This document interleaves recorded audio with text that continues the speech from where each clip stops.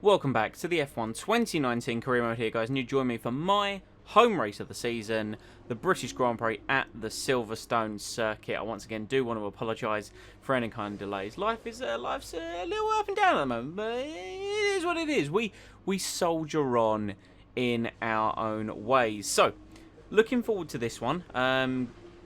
It's always a tough one with Silverstone because a lot of fast sweeping corners, and I always struggle in the loop section, so we'll see how it goes. Development wise, Red Bull have not bought any upgrades. The top three teams haven't bought any upgrades, but they've squeaked ahead of Mercedes. Ferrari trailing a little behind. Then we bring up in fourth with our minor upgrade. Then we've got Racing Point just behind us, Haas and McLaren on a collision course. Renault bring an upgrade to squeak ahead of Alfa, and Williams are closing in very rapidly. So the midfield is about to get very, very close, and that could lead to some interesting races over the season. But let's get into qualifying at the British Grand Prix. Here we are then, waiting for the green light to get qualifying underway for the British Grand Prix.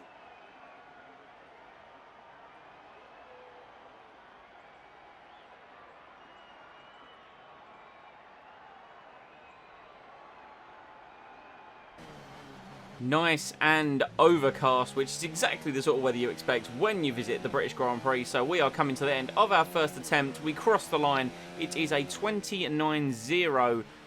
That was, of course, the first lap in the session. Just under a second slower than Lewis Hamilton. But here we go for our second run. We are up in P7, so looking solid so far. Just behind Pierre Gasly, effectively best of the rest. Just flat committed through turn one, then through the flat second corner, braking around 18 metres because it is uphill into the loop section. You can see just how much more just commitment I've shown as the Delta shoots up. Then on acceleration through the loop, down, flat left-hander, DRS open now as we charge down the Wellington Straight towards Brooklands and Luffield. So that is 2 tenths up on my Delta, 3 tenths down on Verstappen, who is the fastest man at the moment in this qualifying session. We just need to try and carry the speed through Luffield. It's difficult to register when you need to pick up the throttle. I try and avoid the curb on exit as it does hamper your traction, and then down the old start-finish straight towards Copse Corner. You ideally want to go flat through here. It's all about the turning point, and we've got that perfect run, a little bit wide over the curb, but superb commitment through there. And now Maggots and Beckett's flat through the first two, and then it's all about bringing the car over and then using too much curb for my own personal taste. Not the best run through, but it's been a very good second sector. Apparently it's been the fastest second sector of the entire session. We're only a tenth down on Verstappen as we charge towards Stowe Corner. Look at the speed, look at the commitment we carry. Not really finding the apex of the curb though, due to how much speed we were carrying them through down into third gear for the Vale chicane, and then through Club Corner. It's just about getting on the power, picking up the traction through the final corner. Across the line we go. It's 6 tenths down. We haven't improved, but it's a solid lap. Let's see what we can do Sunday. We're right back where it all began. The very first World Championship Grand Prix was held here at Silverstone in 1950, with Giuseppe Farina taking the top step of an all-Alfa Romeo podium. He earned 9 championship points that day on his way to the inaugural title. His winning total at the season's end, just 30 points. My, how times have changed. So let's see who can reach the top step of the modern podium today. The 3.6 miles of the Silverstone circuit in Great Britain is hallowed ground to the Formula One faithful. We have 18 corners that wrap around this former World War II airbase, and some good passing opportunities at the end of the DRS zones. Also here, of course, is Anthony Davidson. Let's discuss Haas. They've had just one retirement in the last 5 races. What do you think that says about the reliability of their car? It's a good statistic for sure, as it demonstrates not only mechanical reliability, but consistency from both drivers as well. These are 2 of the first boxes you have to tick for any successful season. Let's run you through the driver grid order for today's exciting race. Lewis Hamilton lines up on pole position and Max Verstappen lines up alongside. Considering the rest of the grid, we have Bottas, Vettel, Charles Leclerc and Gasly, the captain, Albon, Perez and Devon Butler, Norris, Weber, Kevin Magnussen and Hülkenberg, Russell, Ricciardo, Kimi Raikkonen and Roman Grosjean. Kubica and Lance Stroll brings the grid to a close. And with preparations almost complete, Let's head down to the track. Okay, I know it's your home Grand Prix, but treat it like any other race. Don't take unnecessary risks. So we kept our P7 off the back of qualifying, best of the rest, and a few tenths quicker than our teammate Alex Albon. So that is reassuring. I know Albon's been up and down, but obviously for me to show pace in qualifying could lead to a bit of concern because I'm usually the other way around. No quali pace, supreme race pace. Let's hope today is not a role reversal, and let's put on a good show for the British fans. Of course, Hamilton on pole, then myself in second place. Pretty simple strategy. Gonna just try and elongate everything, not try and pit too many times as we build with the 5 red lights at the British Grand Prix. 26 laps are underway. It's a good initial launch, but then we've bogged down a little.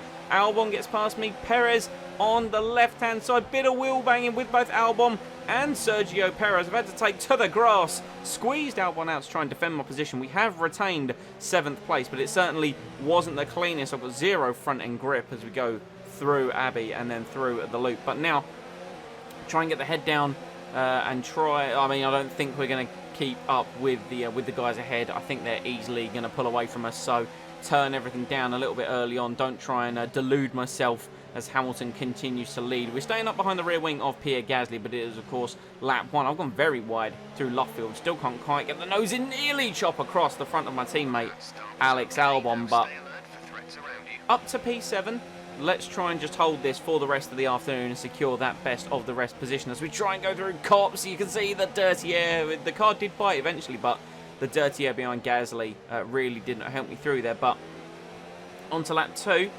We haven't dropped too far behind the front guys, but we do have Alex Albon right up my gearbox and in my slipstream, and he's looking very racy early on here. Now, is he going to make a diving move into Brooklands? He is. We're going to try and hold it around the outside. That will then, of course, switch to the inside of Luffield, which isn't really an overtaking opportunity unless the guy you're racing makes a mistake. But Albon looking racy, and it's something I might need to consider because look at the traction he's got out of Luffield. He's going to be at my outside and pretty much past me by the time we reach Copse Corner, and Alex Albon has absolutely done me on the straight. Let's try and keep up with him though as we're battling. He might be a tyre driver, but of course he pretty much grew up in England, so we can't keep too close through Maggins and Beckett's the front end just with 0 bite, and we can't quite stick with my teammate. No DRS as of yet. We are going to have slipstream though on the back straight, and I've got Devon Butler, of course, for the British team of McLaren, trying to overtake me, my former F2 rival, into Stowe. Can he make the move? I mean, he's definitely tried.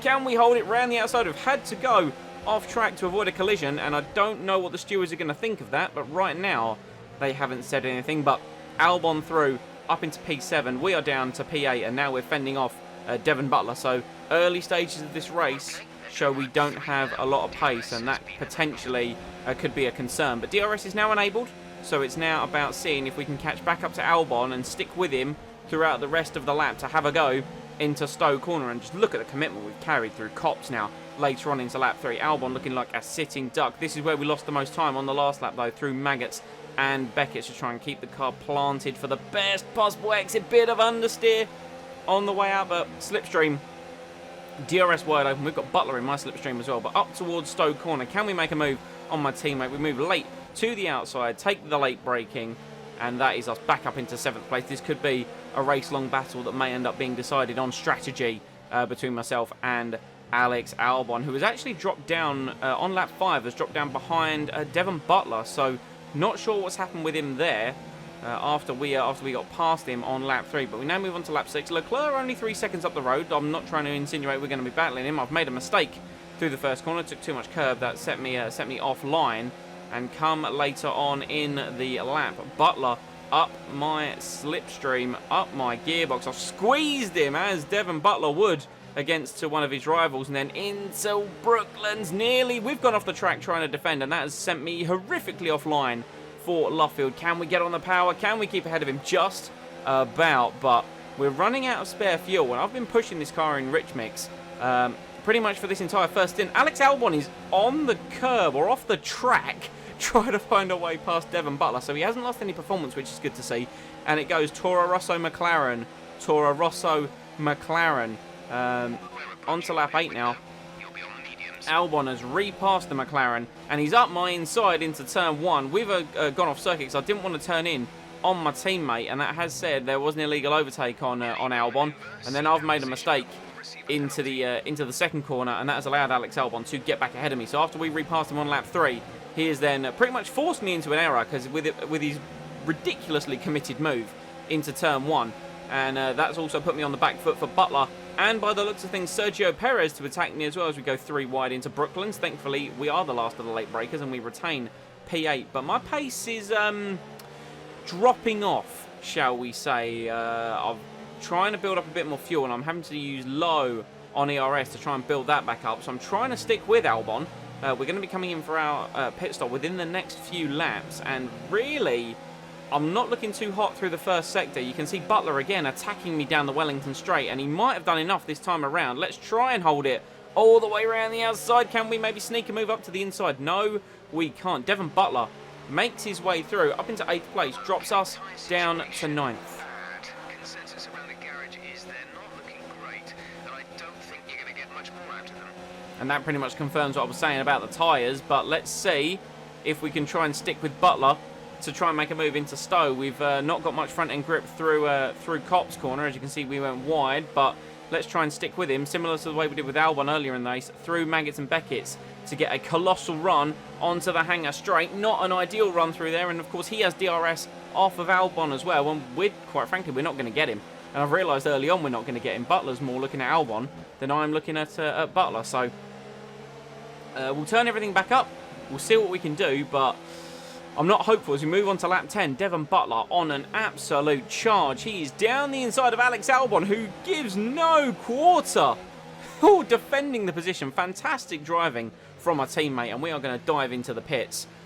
We were not the primary Toro Rosso on track. We were, of course, on the grid, and hopefully I'm coming in the attempt at undercutting both Butler and Albon. That's my intent. Let's see if we can pull that off successfully. So we're going to the soft compound tyre, oh sorry, the medium compound tyre, the yellow mark tyre, and we're going to go to the end of the race. Those we get a bad launch out of the grid box, and you can see those soft tyres were looking rather run ragged by the time we've taken those off. And it's a long and slow pit lane here at Silverstone. This is going to be all in all about 38 seconds or 37.8 seconds in the pits, but we're out in fresh air, which is good. We'll take out in fresh air. I just need to get my head down on this outlap, because I don't know how much longer Albon and Butler are going to run. So we now move on. We're attacking Maggots and Beckett's. Albon has come in this lap. I'm willing to bet Butler has done the same, and let's see where we're going to be coming out or coming through turn 1. Realistically, that's the answer. It's 38 seconds for a pit stop around here, as you saw. So we're pushing the car. I'm not pushing the RS too much or the fuel, because I need to obviously make sure I get to the end, but that was scruffy through Stowe, very scruffy, and I think that might have just cost me. But you can see Albon is in the pit lane now. He's out of the pit box, trundling towards the exit. What is going to happen? Are we going to be on an absolute collision course through the first couple of corners? Albon will be coming off the limiter now. He has come off the limiter now. Now has Butler, so we're going to come out ahead of Devon Butler, but behind Alex Albon. But interesting enough, Alex Albon, hard compound tyre. He's gone a lap longer than me and has stuck on a compound harder of tyre. Now, does that concern me for my tyre wear? Do I now doubt my ability to get to the end?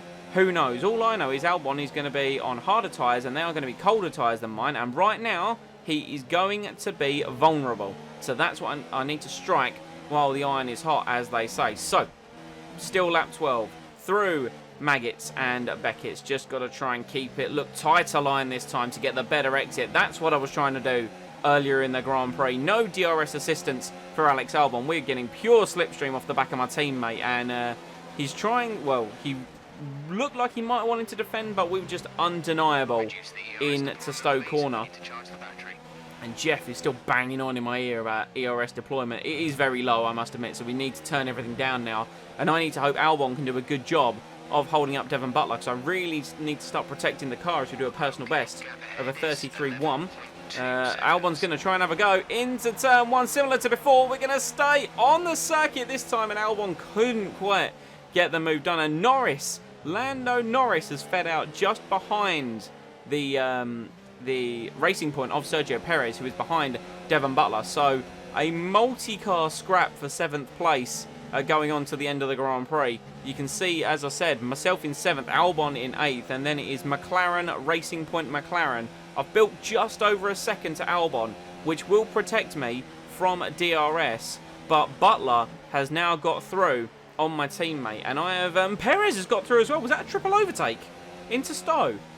I must have not noticed that at the time of recording, because, yeah, it's now Perez, Butler, Albon. So Albon's lost 2 places in 1 corner, probably due to the hard tyres, and my driving isn't exactly being very satisfactory at the moment. I'm on a 33.8, considering I set a personal best a couple of laps ago, and I probably now need to worry about defending my position a little bit better. So that's, and it's always here, it's always out of the loop, down the Wellington Straight is where they get the best run on me, the best bit of slipstream, and here comes Sergio Perez with his Mercedes power. Look at that.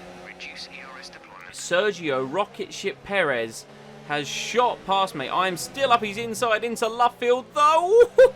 Squeeze him. He had to turn out of the corner, and that has meant he's lost the position to Devon Butler. He didn't quite make the move. Now, my dive down the inside was daring, but here we go up to Cops. Butler in my slipstream. Is he going to be bold enough to try and make a move into Cops? Answer is no, and I don't really blame him. But ERS is low. Fuel is running out, essentially. But I'm trying to keep on top of this train. I am leading a 5-car train, making mistakes at the front of the 5-car train, compromising my traction, and Butler's going to absolutely eat me alive. I squeeze him to the edge of the circuit. He's now very tight into turn 1. There's contact between myself and the McLaren. He catches it. Lewis Hamilton, in all of that chaos, has retired from the session. Race leader Lewis Hamilton has retired from the British Grand Prix. That's going to disappoint the British fans. Can we then make it so we are the lead British driver in this Grand Prix, as Sergio Perez catches me napping a little bit of wheel bagging between the Toro Rosso and the Racing Point, and I think this is me getting my elbows out. This was like Charles Leclerc in the real life British Grand Prix, just elbows out, not letting anyone come past. But we've got just about 10 laps to go, if you include the one we're on, and Sergio Perez is trying to make a move into Cop's corner. Didn't quite work out because of the level of commitment that we carried, but the laps kept going and going, and Perez kept coming at me, and he's going to come one more time into Brooklands. Can he try and make the move stick? Look at the surge of speed he's had this time around. Well, that one definitely, he managed that one better than he managed the previous one, and I'm trying to carry a wide line through Luffield to get on the power earlier. Sadly, have not been able to, and that is Perez now ahead of me. He must have gone into overkill mode on his engine to get through at that capacity. Butler's trying to take a look down my inside through Cop's corner, not able to manage it. I've carried too much commitment and gone wide, but we are now back up behind the Racing Point of Sergio Perez. Can we try and do what we've done all afternoon, which is get tucked up behind him on the hanger straight and use some DRS? It looks like it, and he will be a sitting duck this time around. I haven't got as much speed as he had earlier on in the lap, but we're coming through into Stowe. Albon looking to make a move on Devon Butler as well, as he's under pressure from Norris, but trying to get past the other McLaren. Those two McLarens racing hard. And this is now lap 20. We've back up into 6th place. Albon has got past Perez, and the Racing Point is starting to drop off. I don't know if he's done something to his tyres or he was pushing too hard to try and pass and overtake me, but he is now slowed. He's now behind Albon and one of the McLarens, or maybe 2 of the McLarens. We set a personal best, now they're in clear air, not scrapping anyone, of a 32.7. We've got 3 seconds back to Albon now, so something must have happened. I don't remember getting a radio message from Jeff indicating that Perez had an issue. I don't know if he needed to save fuel or what it was. Tyres weren't looking great, near enough 50%, and we're back into the 33s after that personal best. But Albon on the hards wasn't able to keep up. 4.2 seconds was the gap by the start of lap 23. And I just started to eke out a bit of a lead. Max Verstappen ends up winning the British Grand Prix for Red Bull Racing. A fantastic result for him, as they've really pushed that car into development. And Butler has moved up into 7th. I don't know if that's him scrapping with Norris for 7th and 8th, but Albon nowhere to be seen. But we're going to come across the line. P6 at my home race. Top job, my friend, top job. I was a bit worried about this one at the start of the weekend, but you pulled through. Thank you. Red Bull are our winners today after showcasing some incredible driving. There's been a huge push from them lately to stay competitive with the other teams, and they're certainly proving themselves.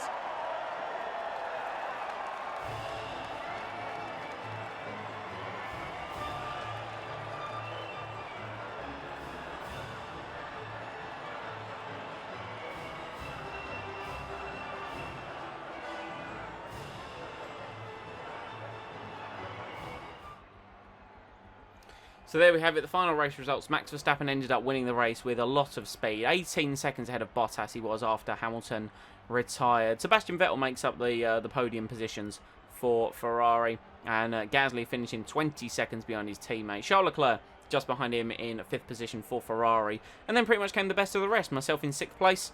Looked very solid all afternoon. Had to do some aggressive defending. Then came the McLarens of Butler and Norris. Good double points finish for McLaren at the drivers and the team's home race. Magnussen getting some points for Haas up in 9th. And Hulkenberg locking down the final point in 10th. I'm not too sure what happened to Albon because he dropped 16 seconds back from me. Even though he was only like 4 seconds behind with 4 laps to go. But Vettel leads the championship, 164 points. Verstappen moves up to 2nd on 150. Then comes Bottas, then Hamilton. So it's all nice and tight within 20 points up the top of the table. Then Leclerc, 111. Gasly on 94. And we are 10 points behind Sergio Perez. We need to keep that push back to claim 7th place and best of the rest in the Drivers' Championship. As far as the constructors go, with their double points finish, McLaren move up to 8th position, Alfa Romeo down to 9th, and Williams down to 10th. All constructors with points, though. Toro Rosso have 44 points, 40 of which are mine. Racing Point have 76, so I really need Albon to get on the same page as me so we can make an assault for 4th place. But a good home Grand Prix weekend for me, and I'm sure Claire has got many questions she wants to ask me. Great work out there today. Let's have your thoughts. No one expected Devon to roll over without a fight, but were you prepared for such a close result today? I knew he'd be motivated because it was his home Grand Prix, same thing as me, and we saw how hard he drove in F2, so. You must be feeling good about winning your battle with your old F2 rival, Devon. Oh, of course I do, and, you know, he got his elbows out then, and I was prepared to get my elbows out today, and it showed that the best driver and the best team beat him today. Devon did much better in today's race than he did in qualifying. Were you expecting that? I mean, he always pushes hard, and, you know, he's got his own way of racing, which differs to mine, but he can pull out performances. You're surpassing all expectations. Can anything or anyone stop you? Hard to say. It's been an excellent debut year, but the car is feeling brilliant at the moment. Great. Well, that's everything.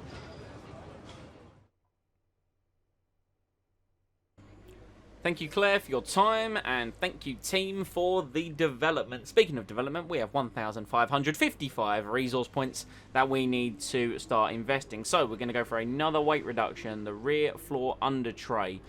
Should only take a week, and that will be in for the next race, which is Germany. Well, I say that I'm getting it, but I was hovering over it. There we go. That's now on the car. Maybe some weight redistribution, because the car does need some work in the chassis side of things. I mean, that's where McLaren have made some of their massive gains, and that's why they're closer to us now than they ever have been throughout the season.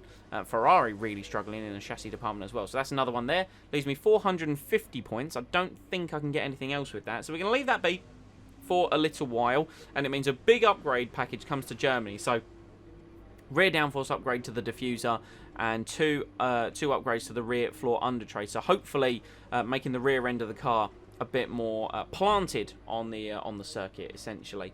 Try and get some better traction, because as we saw, that's what I was really struggling with around Silverstone out of the loop. So I figured we'd actually come and look at some of the lovely stats. We're pretty much at the halfway point of the season. Not really, but, you know, it's nice to look at numbers, I guess. So, obviously, not much to the left-hand side of things. No championships, but we've got 40 total points. No podiums as of yet.